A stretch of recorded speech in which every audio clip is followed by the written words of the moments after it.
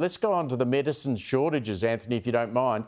There seems to be some fairly big disagreement between the Guild and the Minister on this shortage issue. Can you clear that up for us? Yes, happy to. So when Minister Butler announced last Wednesday of the government's intention to take forward in the budget the 60-day dispensing measure, he made reference that only 7 medicines from the list of 325 medicines that have been deemed suitable for 60-day dispensing by the Pharmaceutical Benefits Advisory Committee were currently unavailable.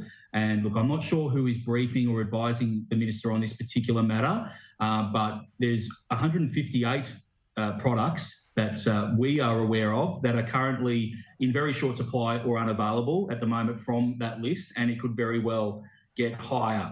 And we do have at the Pharmacy Guild concerns around what the impact of 60-day dispensing could have on the medicine supply chain, because we have had issues with shortages of medicines for years, before COVID and during COVID, and certainly since. In fact, during the COVID pandemic, the Therapeutic Goods Administration actually directed pharmacies to not supply more than 30 days of medicine at a time due to medicine shortages being an issue.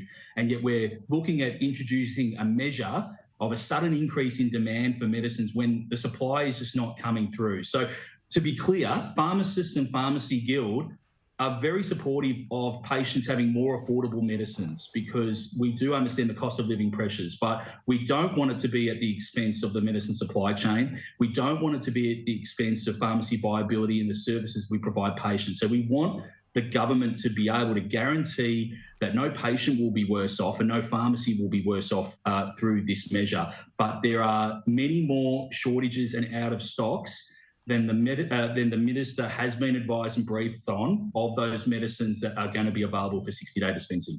Yeah, you just wonder where he's getting his advice. Now, Anthony, you seem like a very nice bloke. You don't seem to me to be... Very well, Steve, thank you. You don't seem to me to be a fearmongerer.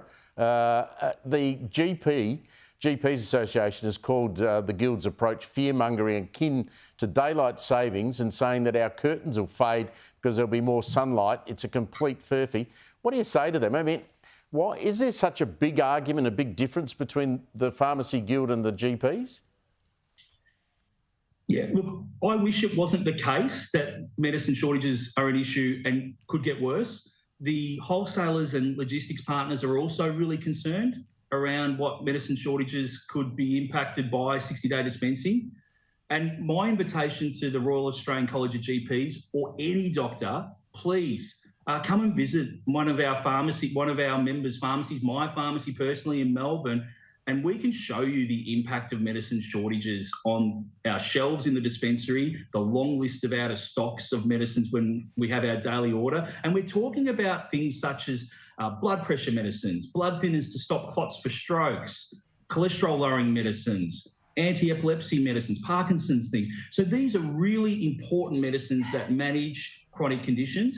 And medicines can be very useful to help manage chronic conditions, but they only work if you take them, and you can't take them if you can't get them. So to any doctor colleague, please, if you would like to learn more about medicine shortages, ask your local pharmacist, come into the pharmacy, we can show you firsthand. Yeah, it must be very hard to tell someone that the medicine they need and require and they've got a script for is not available. I mean, I had my elderly mum who's come down with COVID in South Australia 2 days ago, Anthony.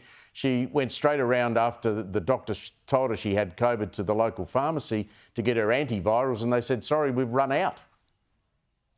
Yeah, it is heartbreaking for pharmacy staff to inform patients when a medicine's not available, and we spend so much time of every day trying to source medicine for our patients. So whether it's going to other suppliers, other pharmacies, speaking to doctors about alternative medicines, sourcing different brands, and we go to every length we can. We feel like we're pulling rabbits out of hats all the time for our patients, and we will go that mile for our patients because we put patients first. But it's just bizarre when we get told by the government, public health bureaucrats, health professional colleagues that we're scaremongering when this is our reality we've lived every day for years. And we would love for this problem to go away, but it isn't anytime soon, and hope's not a strategy. We can't just hope that it will get better, and that 60-day dispensing with a sudden increase in demand without supply coming through won't impact patients being able to get their medicine. We don't want to have a Hunger Games situation where the race is on to try and find stock. And as pharmacists, we don't want to be deciding which patient gets 2 boxes of something and who goes without. That is not an equitable first world health system. Anthony Tassone, great to catch up with you. Thank you very much for that.